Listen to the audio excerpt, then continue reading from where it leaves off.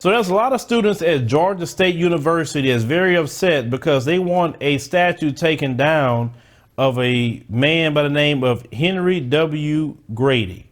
So they reached out to the mayor demanding the statues come down. But there's a twist to that the statues cannot come down at all because Georgia, in law, protects its white supremacist statues, okay? They protect them. They want to preserve every relic of white supremacy. They want to remove it from this one location and move it to the Atlanta History Center instead. And which is nothing wrong with that. I take no issue with that. I mean, I'm not saying you can get rid of history because history is history. I understand that. But when you have someone that is a open white supremacist and you got to look at this statue of someone who has hate, well, if that's the case, why we don't have a bunch of statues of Klansmen in robes? Why don't we have that? Because we know that's hateful, right? So why do we have these people that have the same ideology? Grady himself was a racist that advocated for a new South after the Civil War and supported campaigns of like-minded racists who sought to maintain a disenfranchisement of blacks in the South. Now, the statue was erected in 1891. This is well after slavery. And it said that he was a journalist and a patriot. Now, the Georgia native served as managing editor and part owner of the Atlanta Constitution newspaper in the 19th century and was praised for his efforts to help Atlanta's poor. On his website, the University of Georgia, which names journalism school after Grady. So they have a journalism school named after the white supremacist. Describes the Atlanta leader as a child of the Civil War and who often spoke about the need for the region to shift from an agricultural economy rooted in slavery to an industrial economy rooted in education. However, they omit his known disdain for black Americans, okay, as they describe him. Now, he said that in 1887 speech at the Texas State Fair, Grady declared that the supremacy of the white race of the South must be maintained forever, and the domination of the Negro race resisted at all points and at all hazards, okay? Because the white race is the superior race.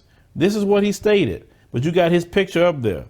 He also said that they shall run forever with the blood that feeds Anglo-Saxon hearts. That's another thing that he stated.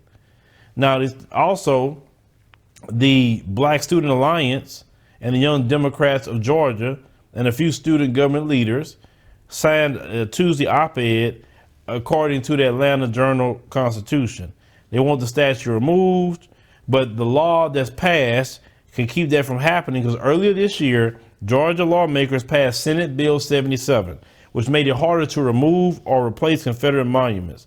And the legislation says that no publicly owned monument shall be relocated, removed, concealed, obscured, or altered in any fashion by any officer or agency. And the law also increased penalties against those who vandalize and damage said monuments. They can't move it nowhere. They can't put no plastic over it. They covered every ground. Because you remember in Charlottesville, what they done, they said, okay, we can't move it, but we'll cover it with something so nobody can see it. So Georgia say, okay, well, you're not going to do that here because we're going to make a law where you can't do that. Okay. Let's say Grady's name remains on several prominent institutions across Georgia, including the Grady Memorial Hospital, Grady College of Journalism and Mass Communications at the University of Georgia. Well, the first thing you could do is seek to get his name off of all of that.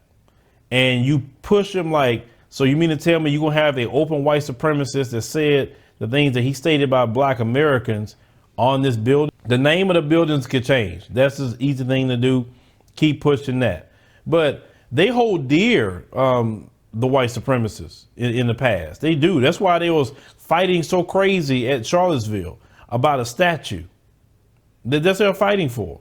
All that violence, even a young woman lost her life, held her higher because they want to come there about a statue.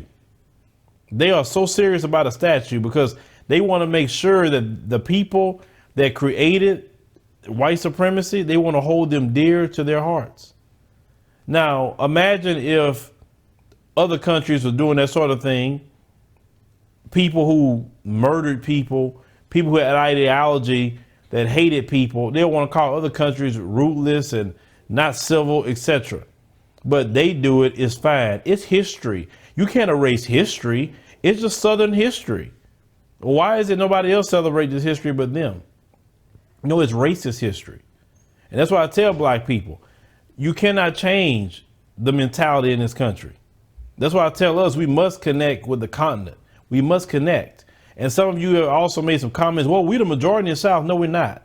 It's a lot more of us living in the South, but we don't have no city where, for the most part, that we just run it all. We don't have a city because we're too scattered. Now, we could actually get together in the South and actually strategically do that, but I don't really see a need to do that personally, because too many people say, I like living in California.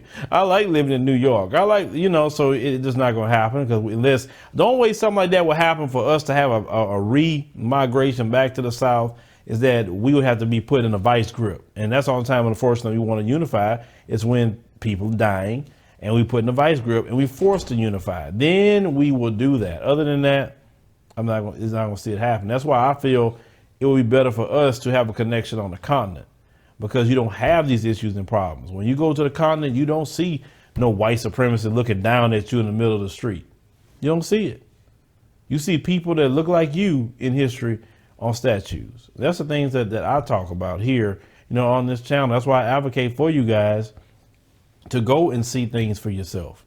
I advocate that, because if you don't go, then you won't know anything. These people will celebrate murderers. A lot of these people were rapists. A lot of these people were pedophiles. A lot of these people were just all kind of horrible people, thieves, experimenting on black people, and they celebrate these people with statues. And they will fight you tooth and nail for it. And there's nothing the black mayor can do about it, because they got it in the law. A very sickening story. Now, leave me a comment, let me know what you think about this particular statue and what's going on. But understand something. I mean, these people are not going to take no statues down at all. They will keep making laws by them. So what I would say is erect statues dedicated to us. Erect some Fred Hampton statues.